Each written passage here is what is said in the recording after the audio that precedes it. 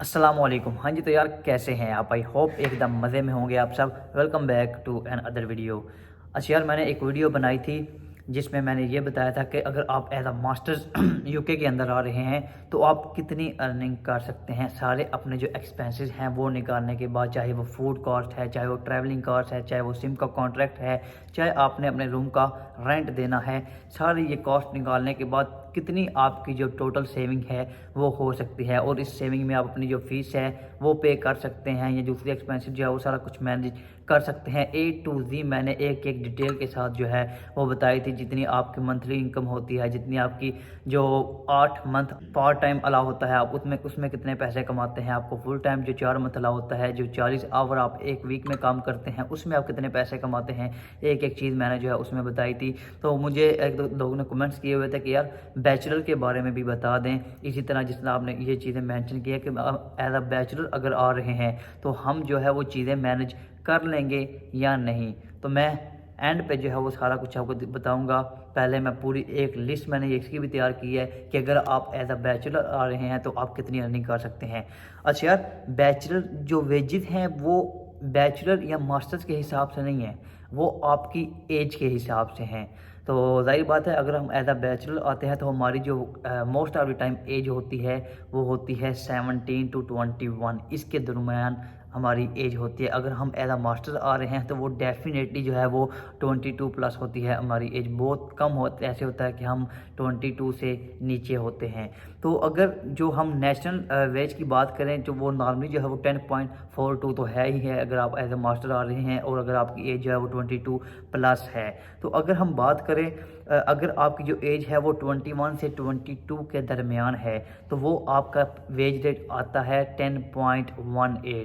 तो इसकी मैंने सोचा कि इतनी ज़्यादा ज़रूरत नहीं है, उससे थोड़ी सिमिलैरिटी हो जाएगी, उससे मिलते जुलते आपकी जो वेजेस हैं वो बनेंगे, जो कि मैंने प्रीवियस वीडियो बनाई है। लेकिन अब अगर आप आ रहे हैं बैचलर पे और आपकी जो एज है वो है 18 टू 20, यानी इसके दरमियान में आपकी एज है, फिर आपका जो वेज रेट है वो भाई होगा 7.49। इससे पीछे भी है, अगर आपसे 16-17 साल के दरमियान में है तो वो 5.28 होता है, लेकिन इसकी ज़रूरत नहीं है। तो मेन चीज़ यही है कि जिसमें आप आ रहे हैं 7.49, यानी आपकी एज जो है वो 18 से लेकर 20 तक है। इसके हिसाब से आपकी जो अर्निंग है वो कितनी हो जाएगी यार।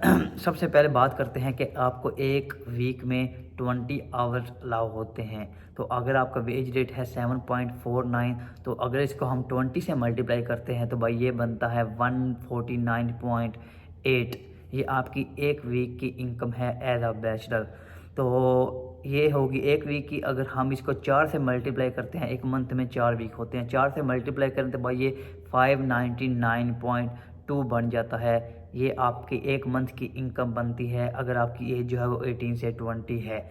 तो आपको जो है वो 8 month part time work allow होता है। टोटल 12 मंथ होते हैं। तो आपको समर ब्रेक अंदर आती है तो उसमें आपको फुल टाइम वर्क अलाउ होता है। आपने टर्म लेटर बनवाना होता है अपनी यूनिवर्सिटी से, तो आप फुल टाइम काम कर सकते हैं। तो पहले मैं बात करूंगा जो 8 मंथ आपको पार्ट टाइम वर्क अलाउ है उसमें आपकी अर्निंग ये कितनी बनेगी। आपकी एक मंथ की बनी है 599.2, इसको आप 8 से मल्टीप्लाई करेंगे भाई, ये आपकी बन जाएगी 4793.6। ये आपकी बनी है भाई जो आपको पार्ट टाइम वर्क अलाउ था उसकी। अभी आते हैं जो आपको फुल टाइम वर्क अलाउ होगा, 40 घंटे आप एक वीक में काम कर सकते हैं। तो अगर 40 को मल्टीप्लाई करें 7.49 के साथ तो भाई आपकी एक वीक की अर्निंग बनती है 299.6।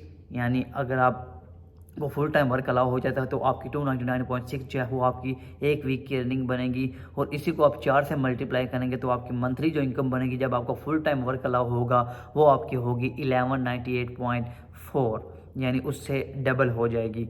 तो इसी के साथ आपको 4 मंथ जो है वो मिलेंगे फुल टाइम वर्क करने के लिए एक साल के अंदर। तो आपकी जो 4 मंथ की इनकम होगी वो बन जाएगी 4793.6। यानी उधर जो है वो आपकी 8 मंथ की इतनी बनी है, इधर आपकी 4 मंथ की इतनी बन जाएगी। टोटल हो गए 12 मंथ। 12 मंथ को अगर हम सम अप करें तो ये आपके बनते हैं 9587.2। ये आपकी भाई होगी टोटल इनकम जो आपने अर्न करनी है। अभी आते हैं आपके एक्सपेंसेस की तरफ। सारी बात है भाई, एक्सपेंसेस वो बहुत साथ साथ चलने हैं। कहीं पे आप रह रहे हैं तो सारा कुछ वही साथ चलना है। सबसे पहले बात है फूड की, खाना पीना है तो ज़िंदा रहना है भाई। तो फूड के जो है, अगर तो भाई आप घर पे बनाते हैं तो सबसे बेस्ट है, बहुत अच्छी सेविंग कर लेंगे आप। लेकिन आप अगर मेरी तरह बाहर से भाई खा रहे हैं तो भाई आपके जो है वो कम से कम 8 से लेकर 10 पाउंड तक वो है बाहर जो है वो लग ही जाते हैं। लेकिन फिर भी ज़ाहिर बात है कंजूसी करनी पड़ती है सेविंग करने के लिए। तो मैं इसको जो कर रहा हूँ 150 कर रहा हूँ। आपके जो एक मंथ के फूड कास्ट आ गई 150, इसको मल्टीप्लाई करना है 12 से। ज़ाहिर बात है 12 महीने खाना है तो ये आपका बन जाएगा 1800 पाउंड, एक साल का फूड कास्ट जो है वो आपकी। इसके अलावा रेंट, रूम का रेंट हर महीने ही जाना है तो वो मैं एक एवरेज के हिसाब से 300 पाउंड कर रहा हूँ। 300 पाउंड से कम नहीं होने वाला, इससे ज़्यादा ही होगा। 300 पाउंड को 12 से मल्टीप्लाई करें भाई, ये आपका 3600 आपका रूम रेंट बन जाना है एक साल का। इसके साथ ही बात करें ट्रैवलिंग कॉस्ट, जाहिर बात है यूनिवर्सिटी जाना है, आगे पीछे अगर आपने कहीं पे जाना है, दोस्तों के साथ कहीं पे भी जाना है, आपकी ट्रैवलिंग कॉस्ट जो है वो आनी ही आनी है। तो मैं एक मंथ की जो है वो ट्रैवलिंग कॉस्ट आपकी ऐड कर रहा हूँ 100 पाउंड। और आपने 8 महीने यूनिवर्सिटी जाना है तो मैं उसकी 8 को मल्टीप्लाई करूँगा 100 से, तो आपकी जो है वो 800 कॉस्ट आएगी यूनिवर्सिटी की। इसके अलावा सिम कॉन्ट्रैक्ट आपने इधर आके करवाना ही करवाना है, उसके बगैर आपका गुजारा ही नहीं है। आपको मंथली जो है पैकेज लगवाना पड़ेगा। तो वो मैं एक एवरेज कर रहा हूँ 20 पाउंड।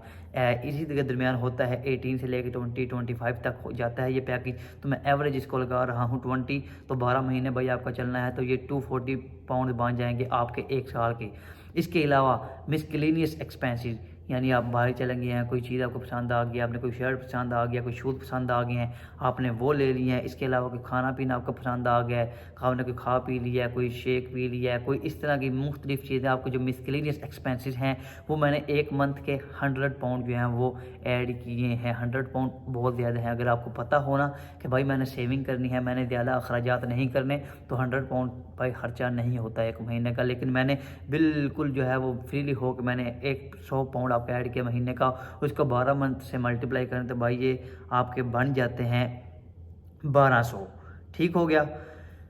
अभी आपके जो टोटल कास्ट है, आपकी जो एक्सपेंसेस हैं, वो टोटल एक्सपेंसेस भाई आपके बने हैं 7640, यानी जो आपके टोटल, जिसमें आपका रूम रेंट भी आ गया है, जिसमें आपका मिसक्लेनियस भी आ गया है, जिसमें आपकी जो है वो ट्रैवलिंग कास्ट भी आ गई है, और जिसमें है आपका सिम का कॉन्ट्रैक्ट भी आ गया, आपका फूड भी आ गई है।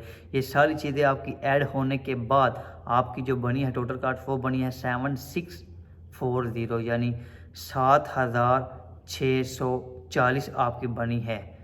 तो अगर हम इसको माइनस हमने करना है 7640 को हमने माइनस करना है 9587 में से, तो ये मैं अभी आपको भाई बताता हूँ। 9587 माइनस 7640, भाई ये आपकी जो सेविंग होगी वो 1947, यानी जब पाकिस्तान बना था इतनी आपकी जो है वो सेविंग होगी 1947, यानी एक एवरेज अगर हम लगाएं तो वो आपकी 2000 सेविंग होगी। ये बिल्कुल मैंने जो है वो नॉर्मल फ्री आप अगर हो गए खर्चा करें, आपको मैंने बताया मिसक्लेनियस जो है वो 100 पाउंड नहीं बनते। इसके अलावा जो है फूड कास्ट अगर आप घर पे बनाएंगे तो आपकी अच्छी खासी जो है वो सेविंग हो जाएगी। इसके अलावा मैं यूनिवर्सिटी की बात करूँ, आपको 8 मंथ, उसमें कई दफ़ा ऐसे होता है कि भाई कई दफ़ा खुद छुट्टी कर लेते हैं, कई दफ़ा ट्रेन स्ट्राइक आ जाती है, कई दफ़ा बैंक हॉलीडे आ जाती है, आपकी जो है वो क्लास ऑनलाइन हो जाती है, उसमें भी आपकी जो है वो सेविंग हो जाती है। इसके अलावा रूम रेंट वैसे ही आपने देना ही देना है, सिम कॉन्ट्रैक्ट आपका होना ही होना है। तो यानी एक एवरेज लगाएं तो आप 2500 से लेकर 3000 तक अपनी सेविंग कर सकते हैं। अभी आते हैं भाई रियलिटी की तरफ। ये वो चीज़ें हैं जो मैंने आपको बताई हैं जो कि लीगल हमें अलाउ है, जो हमने लीगली आगे काम करना है। इसके अलावा जो बाकी काम करना है उसकी जो सेविंग है वो भाई आप खुद समझदार हैं कि उसमें से आप कितनी सेविंग कर सकते हैं अगर आप उस तरह कमाते हैं।